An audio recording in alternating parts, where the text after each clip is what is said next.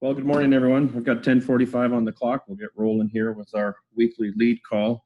We'll have Laura switch our screens so that we can see today's presentation. A number of items that will be discussed today. Several of us will be taking our turns here. Bob will be speaking. Jody will be assisting.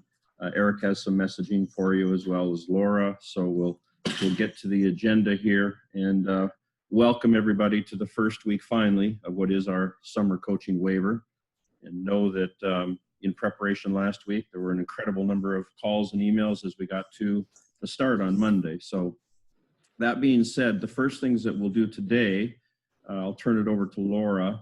And as soon as we go through this initial stuff, we met with the lead liaisons on Tuesday, as we always do, and discussed upcoming meetings. So here you see on your schedule that we will not be having a regular Thursday meeting over and around the 4th. So you'll get some information from the league the week of June 29th in a different method than our Thursday lead calls. And then also we'll be back on schedule for July 16th. So Bob or Laura, anything to add to that section? Craig, no, thank you. We are looking at an alternative delivery for information that in that period of time, if we need to get that out to you, look for possibly a video or surveys, things like that during that period of time. Otherwise, we'll revisit and engage in the conversation again following the 4th of July holiday. Thanks, Craig.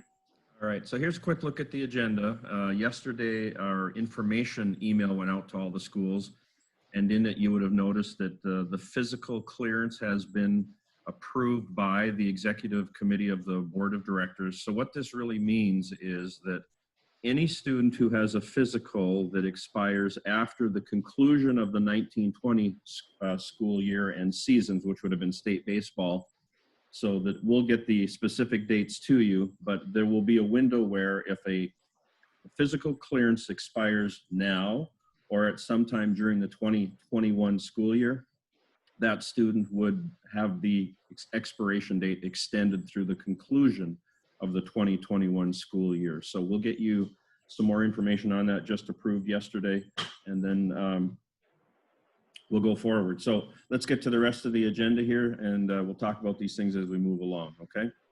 Laura, we'll move to the next.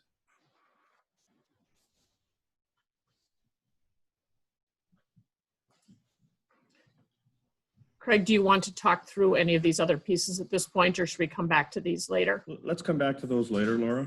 Okay, perfect.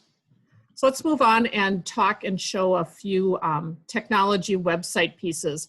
And again, continue to appreciate people's interest and time in this. While this might not feel like the thing that's first and foremost on your mind is summer waivers starting and MDE is starting to talk about fall. We do know that this will be coming to us sooner rather than later. So today I want to take a few minutes and take a look at the coach and AD dashboards and do a little preview on those pieces. So are you seeing my screen right now? Yes. We are. Okay. I lost my border around it, so I wasn't quite sure. We're seeing the upcoming trainings for the Minnesota Head Coaches course, Laura. Super. Thanks, Jody. So this is a coach's dashboard. So again, Coach's Corner being renamed into dashboards as our AD administrative pages. Dashboards are really that login piece. So a coach will have a one-page landing spot behind a password protected wall.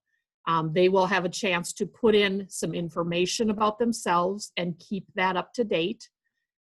We will be spending some time over the next few weeks within our staff and with our website building company building out help pages so that coaches have a spot once they get in to go to try to answer some questions, learn some things on their own. We know that they will likely come to you and us for some of those questions too. So our goal is to make this as complete as we can so that they maybe don't come to our desks immediately, but are able to get some of that help. And it's also just a place for us to refer back to them. This is an alert. You as an AD would have a chance to put an alert onto the desktops of each of your coaches' dashboards. So if that were a meeting that you were holding, anything that would be within your department, you would have the opportunity to push an alert out to coaches on your staff. This would be a notification. Notifications are when something needs to be done. A notification also will generate an email to that person that there's something waiting to be done. This would be used, for example, when your baseball coach's baseball rules meeting goes up, that would send out a notification to baseball coaches that that is now available for them. As part of the data that coaches enter about themselves, they'll be sharing their purpose statement, which meets them as they come in to their spot. Right-hand side of this is resources. It will share the people within your office, so coaches have quick access to that. These are resources that State High School League staff can put out to coaches. It might be a copy of the handbook. It might be a PDF of the coaches' requirements and what's required. It might be a quick link back to the health and safety page on the website that we're building that we might feel is important for coaches, but a variety of different resources. The middle piece focuses on that coach's education piece and what they need to do in there. They do have the opportunity to print everything that they've done, which we've heard from coaches is important because one of those pieces is concussions. Sometimes they can use CEUs for some of those pieces. This is split into a couple of sections. One is those CERs that are every 3 years. This would be where they would come in to do that training and then would have it checked off when it's completed. Annual requirements, those annual rules meetings and sport or activity specific meetings. Coaches also have the opportunity and requirement of submitting emergency action plans. Those are currently PDFs that get uploaded into that space. And then a variety of elective modules also. These are things that districts have asked we have available, i.e. bloodborne pathogens that some of your people may get in other places and others may get them from us. The summer waiver piece, we actually have on hold to build that out next November and December. Just didn't feel with an August rollout that that was something we needed to take our time with right now. So right now that's kind of a placeholder, but will be built next winter before the following summer. There's a lot behind this spot, and this is really that spot where head coaches can find out how they're certified or view courses that they need to take around head coaching. Every time you see one of these on the website, this is an accordion that will actually shrink this up.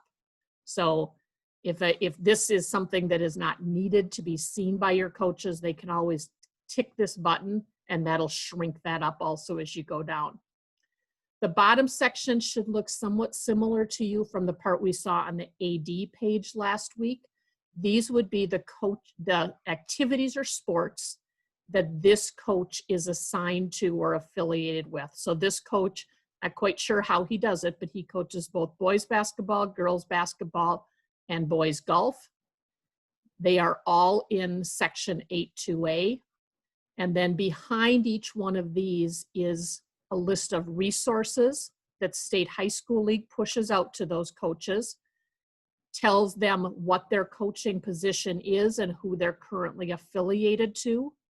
And then this is their spot to go in and edit the activity page where they can change that picture, change their coaching staff, and or edit their roster. These two same buttons show up back on the AD's page. So again, as you think about managing workflow in your office and with your coaches, these two tasks can be done either at an AD office level or can be assigned out to coaches in that. The bottom part here, these banners get placed on your page if and when your team qualifies for a state tournament, and really provides us that opportunity to give you some specific state tournament information around that tournament. So coaches have one long page that takes them to all of their information. That then pushes onto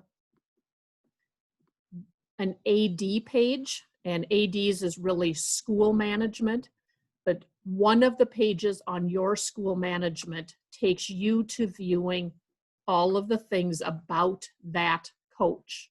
So you're able to see which requirements they have done. You're able to confirm or affiliate that coach with you, download their purpose statements into an Excel or CSV file so that if you want to do something with those, you can do that. These coaches are grouped by seasons. So here are all of your fall coaches. We know from that older CER report, there's a ton of information here. So this is actually a slider bar in order to get all of that information to you. And then winter coaches and in towards spring. So just a quick look at the coaches page and what they'll see, and then how that information transfers into what you're starting to see. With that, please continue to throw questions into the chat. I'll work to respond to some of those now and in the FAQs, and we'll continue to bring you along and share with you more things as we get closer to rollout. I'm going to move back to the presentation, and I'm going to turn it back to Craig at this point. Thanks, Laura. Awesome information. The comments in the chat are great, and I think that everyone in the call today, like league staff, are really excited for the new website coming online. So that being said, we'll move it now to our next topic. Bob, do you want to take over now and carry us through the next discussion? Yeah, Laura, if we could jump ahead to the conversation we participated in last night. Sure. We would appreciate that. Had a great session with our liaisons on Tuesday, continuing the conversation around equity and diversity and where we're at, and was fortunate enough to participate and hear Tony Fisher from Minneapolis and Lisa Lismore from our office. And MNI AAA hosted this conversation last night. If we could unmute Mark Queasley from Rochester Century. And Mark, if you could tell us how this offering came to be last evening. Well, good morning, everyone, and thank you for the opportunity. The MNI AAA has been discussing our membership. We do it all the time at our board meetings. And President Shimmick, about a week ago, asked Matt Matson, Jeff Brand, and myself if we would be interested in reaching out to Tony to have a bigger dialogue about servicing our underrepresented members in the MNI AAA, and especially our female and our black and brown activities directors. And even though we think we have a democratic process for promoting our membership, we really don't have a fair process where we feel we're getting the representation that we need. Hence our internal discussions. And it was very enlightening for us to have those conversations before we even had Tony as part of our next step. But membership for our females is up. Membership for our black and brown is up within the MNI AAA, and we should be proud of that. But we are not hearing those voices. And last night was a good example of some courageous conversations, some open communication, very strong dialogue with members that Tony had put together from all over the United States on this issue. And of course, some of this has been heightened within the last 3 weeks. And again, I'm going to reach out to say to our ADs in Minneapolis and St. Paul, we're thinking about you. You've been in a difficult situation with your students, and it's a shame that such a tragedy had to slap us in the face and kind of wake us up to what the real conversation needed to be. And I'm going to give kudos to Tony and President Shimmick for helping us take that next step. And with that step, we don't know yet where it's going to lead. We're going to have further conversations today. But we just want our membership to know we hear your voices, and we're adamantly trying to make some, I think, historic changes that will eventually represent our membership and better represent the students of Minnesota. So Tony, I'm going to turn it over to you and let you jump in here about last night's meeting as well. But again, he did an awesome job as a member of our association to break a barrier to get the conversation started. Thank you, Mark. I appreciate the opportunity to speak. First and foremost, I just want to thank the MSHSL for giving me that platform or allowing me to set up that platform so that we could have those conversations. True leadership really is about stepping outside or away from our comfort zones and really being open to things that may not make us feel, the best about ourselves, but maybe needs to happen. And so I just truly applaud the efforts of the MSHSL for taking that proactive step. And hopefully we were able to provide some meaningful conversations that could help us to take the next step. So in addressing this group, I thought that it was pertinent that I provide how we ended the meeting, because I think that was kind of a summation of all of the conversations that we had throughout the evening. And the diversity panel discussion ended with a poem.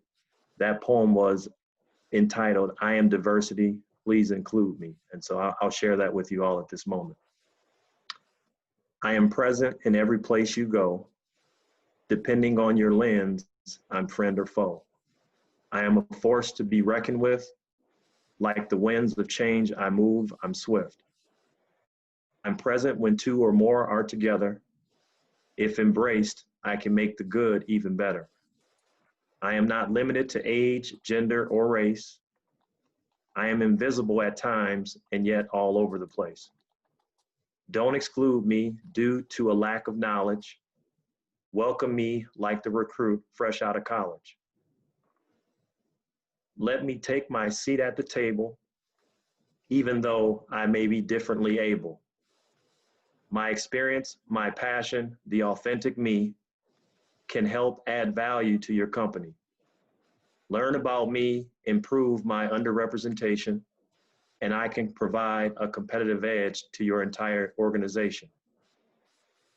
Don't exclude no one. I am strengthened by all. My name is diversity, and yes, I stand tall. Recognize me and keep me in the mix. Together, there's no problem that we can't fix. I am your best hope towards true innovation, and to many, I reflect hope and inspiration. Your lives and companies will continue to change, thus the need for diversity and inclusion will also remain. Do all that you can to truly embrace me and experience life's fullness totally. I am the thought lurking behind the unfamiliar face. I am the ingenuity that helps your team win the race. I am the solution that came from the odd question that was asked. I stand out in a crowd when I, diversity, am allowed to be unmasked. I am diversity, embrace me, and we'll journey far. I am diversity, include me, and we'll reach the shining star. Coupled with inclusion, our lights burn longer. Together we are smarter, better, and stronger. I am diversity, yes, that's me. Please be intentionally inclusive of the underrepresented AD. I just appreciate the opportunity, like I said, to put together the panel discussion. And currently, we put together a progress monitoring phase. And, the initial phase was kind of the empathetic phase. That's essentially how we got here. For whatever reason, we're here, and I'm okay with that. The next phase essentially would be the exploration phase. And that's how we got to the discussion panel last night. We want to learn more. We want to educate ourselves and be able to, receive feedback. The phase that we're currently in after leaving last night is the education phase. And that's where we go off and we grow on our own by educating ourselves and coming up with solutions.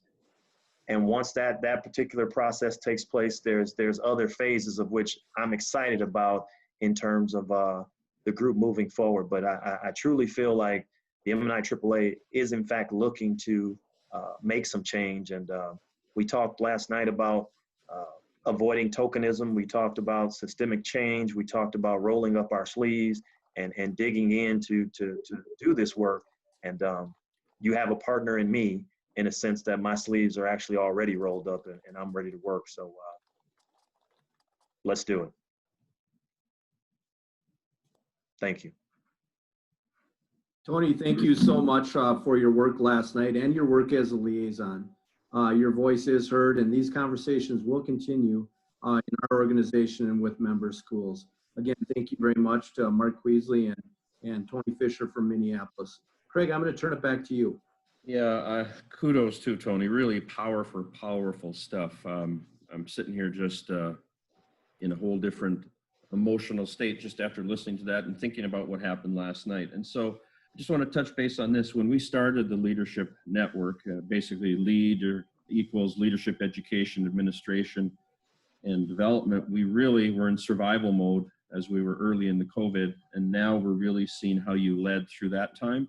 And then we have another one before us where leaders across the state are gathering to address this. So really powerful work by a great number of people. Appreciate everything that happened last night and the work that gone into it, and even just the comments in the chat. So appreciate everything that all of you are doing and recognizing. Laura, we'll go to the next topic now, please.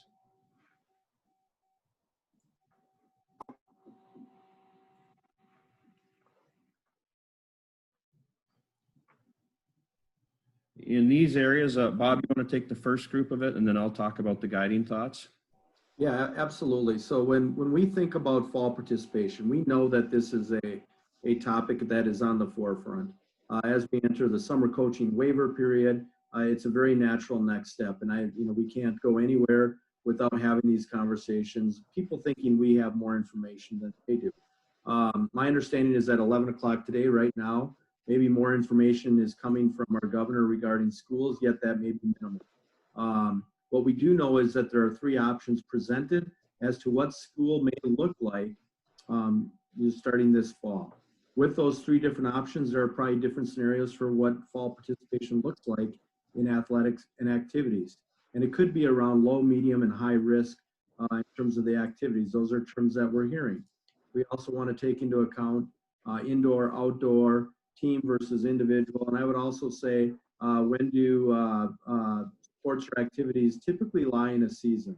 I think everything we have to look at, we are doing so already, but we have to figure out what school is going to look like first. Craig?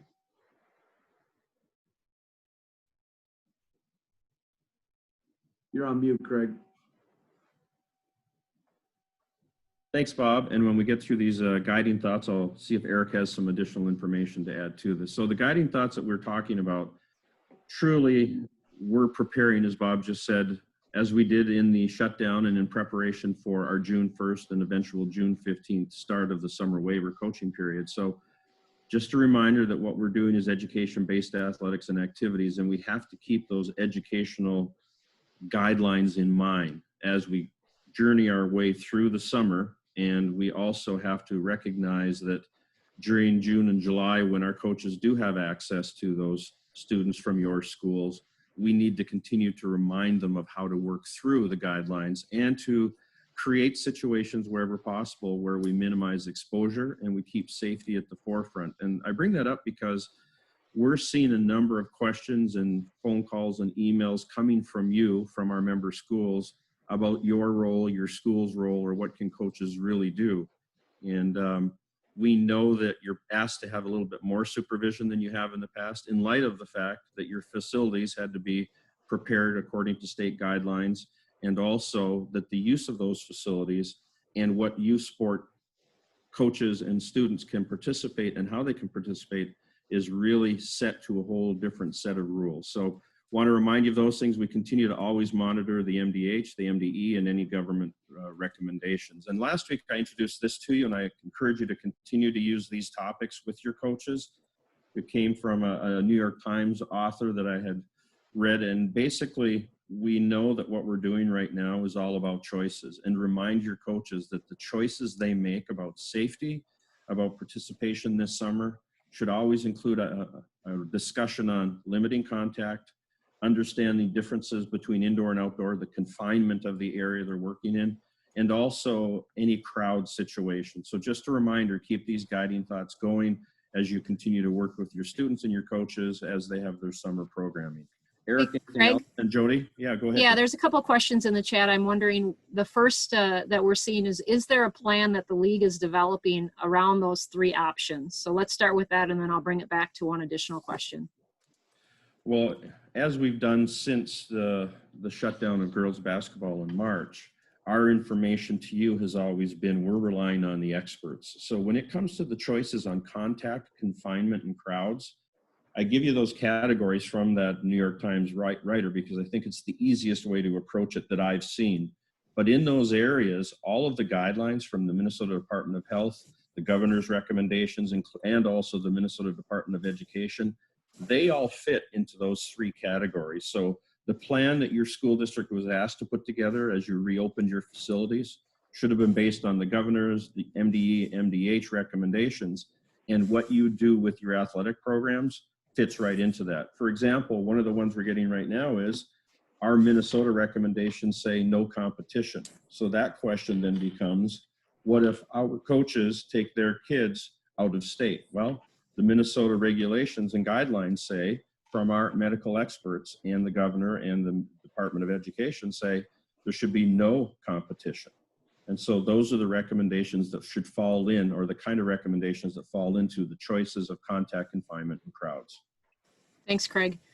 Question that's come in from several people. Is it an all or none kind of perspective that the league is working under, as far as in the spring, we canceled everything.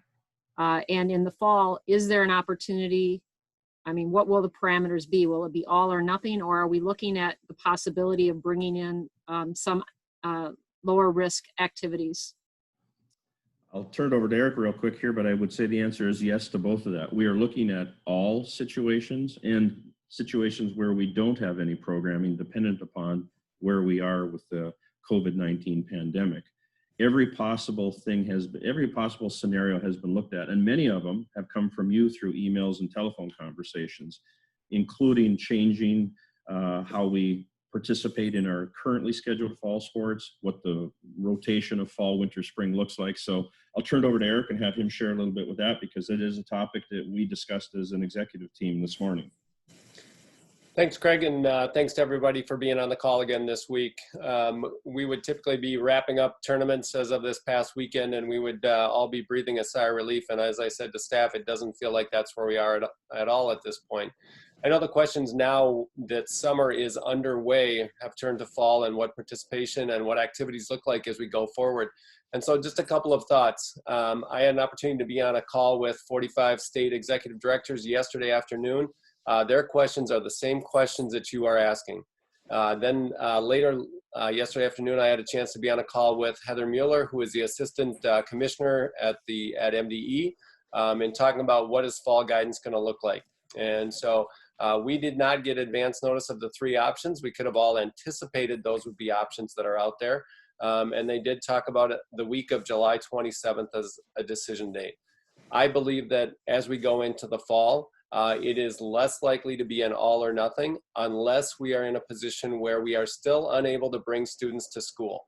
If we're able to bring them in some fashion, I think that there is the opportunity for us to be, I use the term creative, but I think we have to think about the word differentiated. So depending on the risk level, depending on how each of those activities look, and again, where are we at with what infection rates look like, and how is this impacting especially school-age children?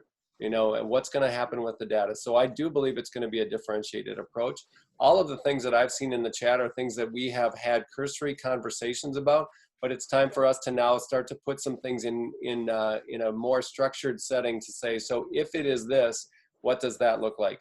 And then if we're going to go to hybrid, what does that look like? And so on, and work through each one of those. All the thoughts that you have are the same things the executive directors are talking about. Some states are talking about it, putting a mileage limitation in how far you can travel to compete against somebody else. Others are talking about putting limitations on how many teams come together for invites or jamborees or those kinds of things. And as Craig mentioned, always making sure that whatever it is that we think we're going to offer, that we can do that in a safe way and meeting the requirements of the Department of Health. So yes, I think we're looking forward to a differentiated approach, finding ways to provide as many opportunities as we can. We know that changing any season of any one particular activity means that students are going to be impacted. Some may be able to participate in something they've never been able to do before, while others are going to have a conflict between two activities that they've done for a long, long time. So we have to be really thoughtful about that. And what do we put together? The potential that next summer could be a season is certainly something that has reason for discussion. If time will buy us additional opportunity for students, that's something that we have to continue to look forward to. We will continue to stay connected to MDE and the governor's office in terms of the decisions and what way those things are leaning, so that we can be ready with determinations as quickly as possible. Bob Mattson always keeps a time clock for us on how many days and weeks we are away from 0 week and from August 17th and when that's going to happen. And we know that time is moving quickly. And so trying to put those things together are really, really critical and really important. So we continue to try to make decisions in the time frame that works for us, and to be able to work for you so you can be planning ahead. Again, the plan right now is to begin on August 17th with fall seasons, because at this point we haven't been told that that can't happen. What happens within each one of those fall seasons is yet to be determined by where we sit as a state regarding the coronavirus pandemic and how that's impacting us. We're finding, and I'm going to just make this point, we're finding that because every state has the opportunity to make their own decisions about how to address this situation, that creates a lot of looking over our shoulders, looking across borders and things like that. Again, you doing your best to abide by what the Department of Health and what the governor is requiring is going to lead to the best results for the state of Minnesota. If we're able to show that summer competitions or participations moving toward competition, I should say, goes well, we have a much better chance of having seasons in place for a school year coming this fall. So we'll continue to try to provide the best information we can, and would invite Bob or Jody or Craig to offer additional thoughts. No, Eric, I greatly appreciate it. And we're just being very forthright here. And please don't draw conclusions on something we said or didn't say, right? So please don't draw the conclusion that football is going to switch to spring. That was not said. I think what was said is we're going to look at activities and athletics individually and see where they fit into the categories along with new information that we have. Laura, if we could go back to the quick takes. You know, this is something we had early on, and the first thing I think all of us would like to do is say thank you. What we have seen in your summer coaching waiver, you know, activities that are going on out there, whether it's on social media or the plans that have been posted. And by the way, we'd like to have some of the more of those plans on our microsite if all possible. I think we heard Craig discuss physicals, and Craig, correct me if I'm wrong if we need more clarification on that. Yet here are some of the questions that we've had this week. Can coaches virtually coach now that the spring season is over? Coaches have access to student athletes if you've given them permission during the summer coaching waiver period, and I believe virtual coaching would fit into that. That is something that they currently can do. If you find coaches, and this is a bit of the struggle that we've heard from you, is we have coaches that are trying to get around governor's orders or the Department of Health guidelines. If you're sensing that, you have given them permission to work with students. If it doesn't feel right, protect your students, protect yourself, and protect your coaches. They are there for a reason, and that's not for us to debate. So when we say things like they're Minnesota students, they need to follow our guidelines, that's exactly what we mean. And coaches that are trying to skirt it or do things that look very different, that is going to be difficult if something should occur. Cheerleading tryouts has been another topic. Cheerleading is a Category 2 activity. They operate under very few bylaws within our handbook. Therefore, they would be allowed sideline cheer to do tryouts at this period of time, yet dance does not.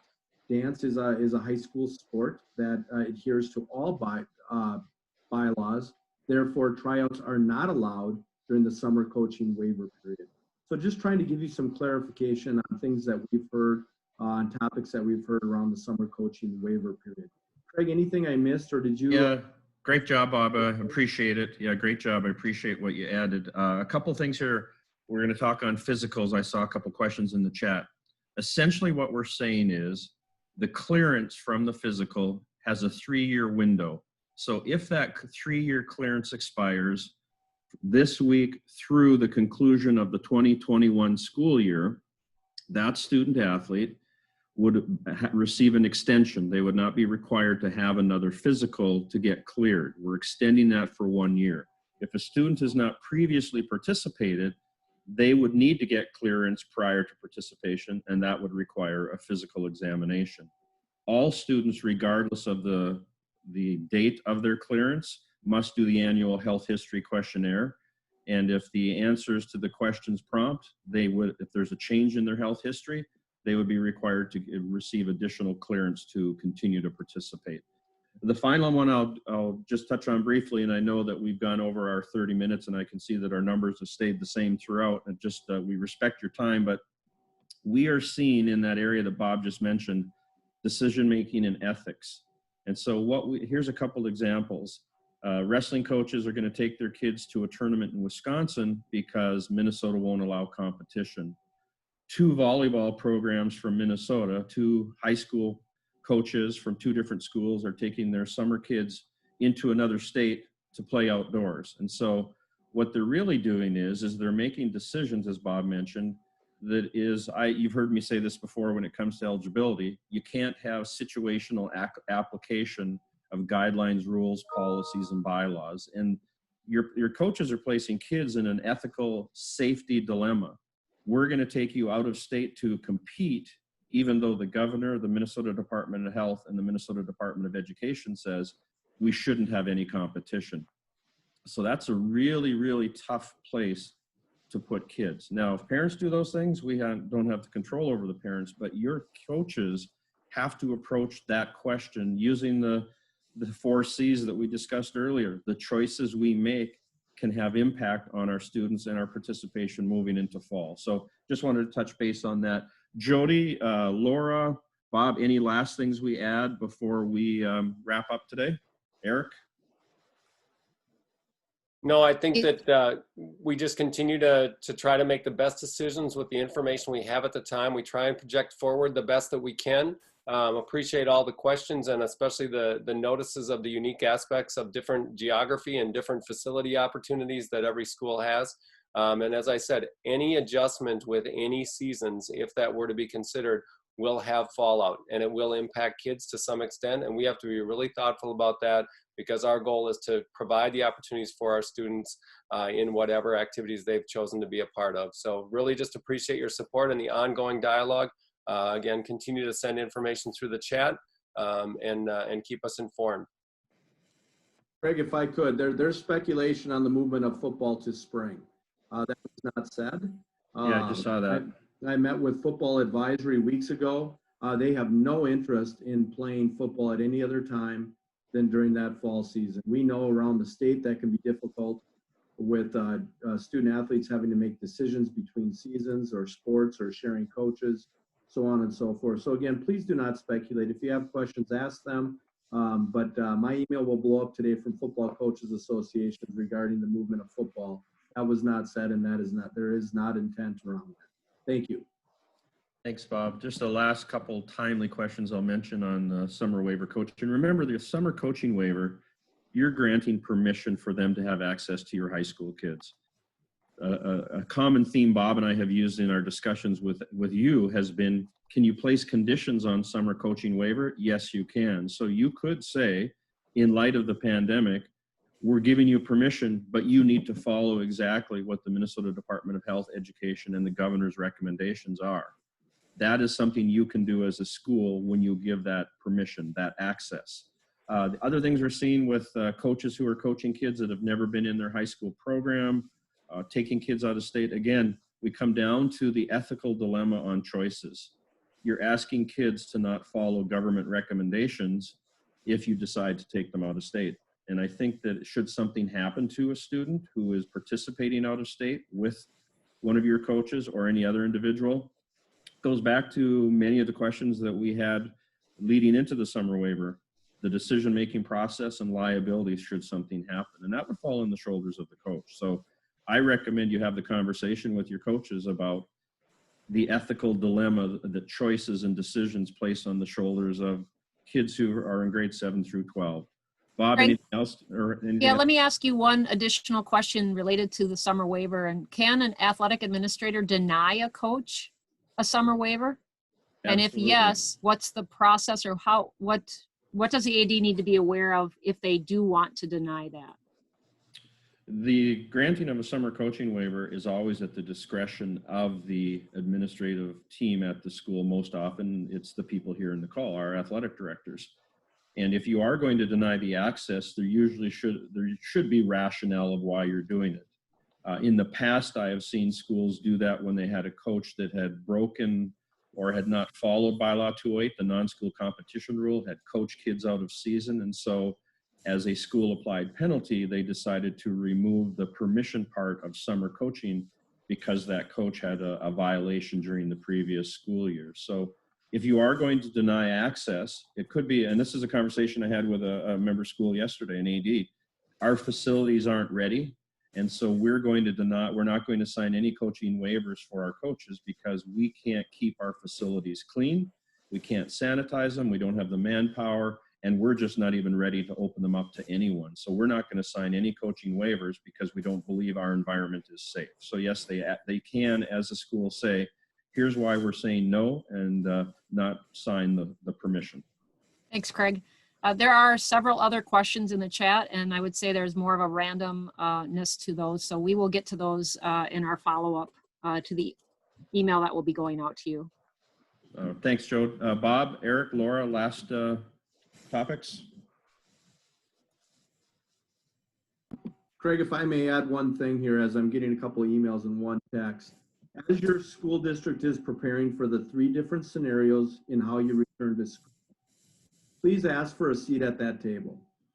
So in all of those scenarios and how you may come back to school, where do athletics and activities fit into that?